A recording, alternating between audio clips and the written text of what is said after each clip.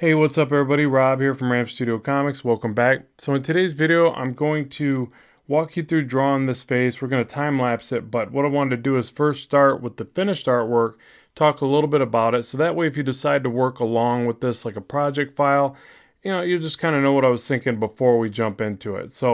But at any rate, one of the things to pay attention to when doing wrinkles and age, and I always love doing characters like this because there's really not much you can get wrong.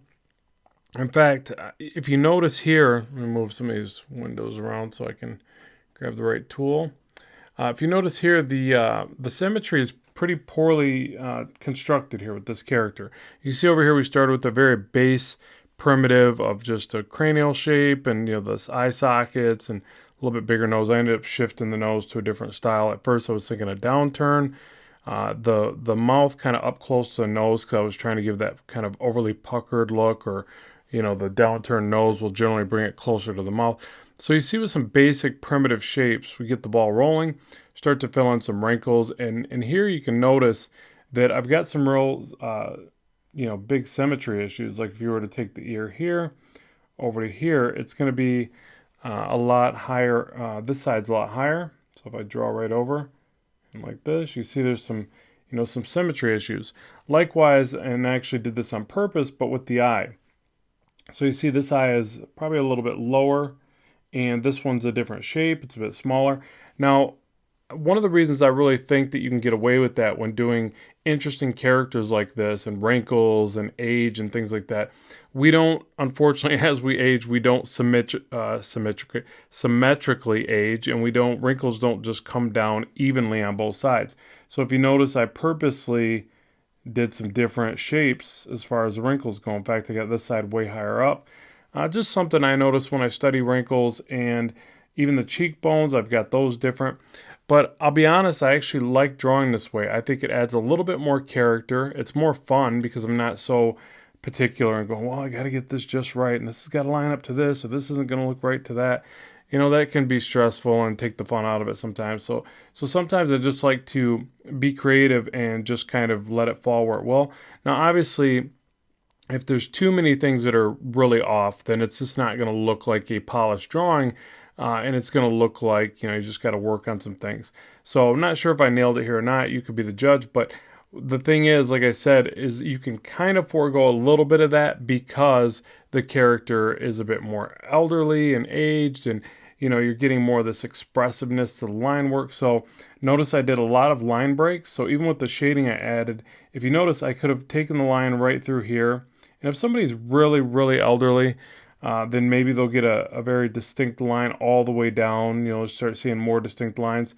But I still try to fight the urge from drawing those completely in and just hinting towards it. So as you do a shape of shadow, having it dissipate and having, this area right here where it's doesn't look like there's anything, but you can kind of imagine there is. And then that's kind of why I dropped in the shading, to kind of show that still leaves room for the coloring process to kind of fill in the blanks.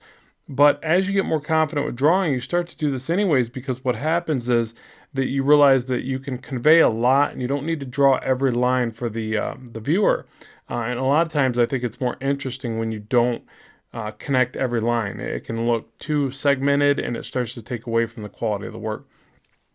So with that, let's do the time lapse now, and you can watch the process of this being created, and I'll narrate that. So let's move on. All right, and just so you know, before getting started, I was thinking, okay, I want somebody with defined cheekbones, inset eyes, a bit of a thinner face, and obviously the wrinkles. So I try to really think about the details before drawing anything.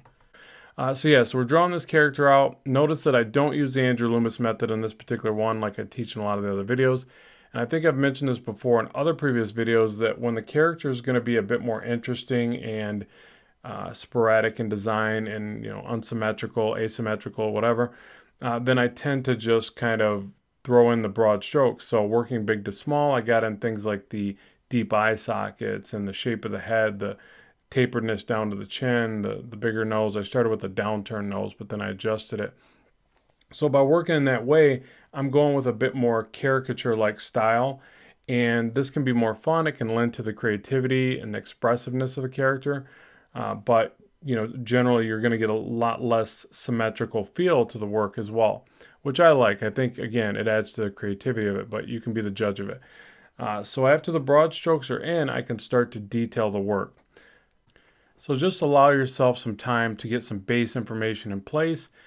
Think of it like the mannequin that holds everything up. So like when you're doing figure drawing, you get that base skeletal structure, a mannequin in place, and you start to draw over top of it. Same thing with your face designs. You really want to get enough of the underneath structure, the cranial mass, the zygomatic bones, the chin. I'm trying to sound fancy here. The chin didn't sound very fancy, but zygomatic bone, huh? I can't spell it, but it sounds cool. Anyways, but you get enough of that in place, and then as you start to draw over, you're not nearly as worried about it. And like for instance, even the hair. Notice that I just got in some sweeping lines that showing the direction of the hair, and then I'm just texturing. So even though I'm now drawing on other parts and I can't make my point, but I'll get back to the hair here in a second. But with that base information in place, I can just start drawing the hair, and I'm not drawing the hair. I'm actually just texturing or drawing a flow of lines over top. It's kind of hard to explain, I guess, but it's easier to do once those base directional shapes are there. And that's really what I've done with everything. The wrinkles. Keep in mind with the wrinkles, like I think I talked about in the prelude to this, that you want to use a lot of segmentation. You want some thick to thins, you want some line weight, and you want some line breaks. Once you start to get just a nice feeling to that, again, a bit of a ebb and flow to your work, it'll just kind of come out. You'll just start kind of getting in the zone, and you just start doodling, basically, for lack of a better term. So, but that comes with confidence. Like after you've practiced it so many times, you've drawn it so many different ways, you start to realize what works and what doesn't, and you get into a bit of a flow with it. That's the best way I can explain it. But it's one of the reasons why, if you've ever had somebody look at maybe one of your better art pieces and they say, wow, you make it look so effortless, like it just comes out really smooth and this and that. It's probably because that's the area of your work that you've drawn the most, or that, you've done it enough times where you're now exuding some confidence with it, and that's what they're seeing. They're like, whoa, you seem to be really good at that.